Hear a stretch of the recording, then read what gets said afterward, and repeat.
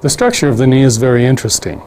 As you can see, there's two main bones that we're going to look at here, the tibia and the femur.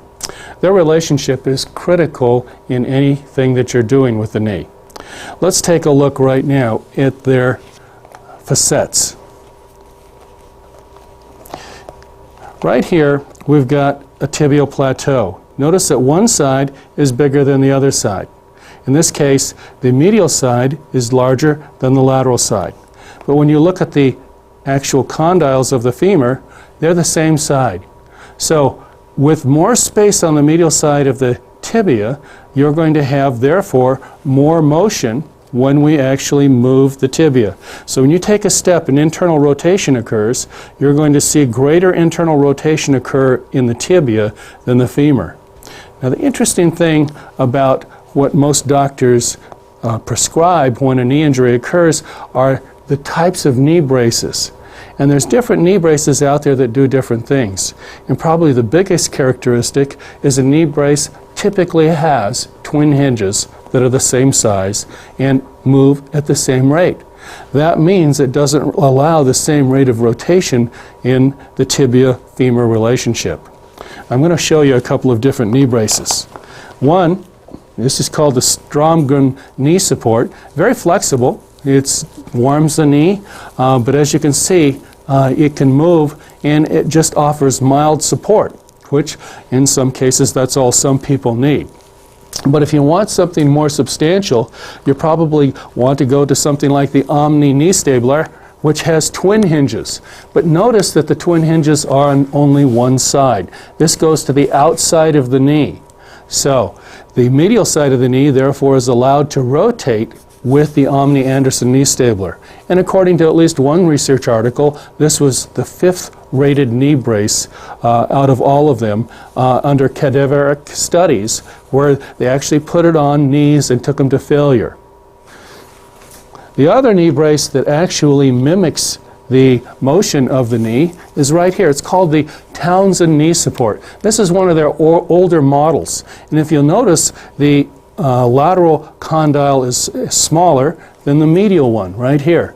Okay? And as we move this, notice the motion of the knee support. It actually rotates and like the knee does.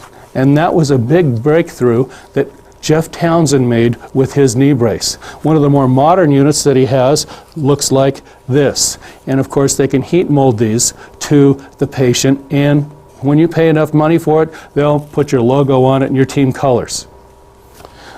One of the other supports and interesting anomalies of the knee involves a condition of teenagers somewhere between the age of 14 and 16. And they get a condition known as Osgood-Schlatters disease.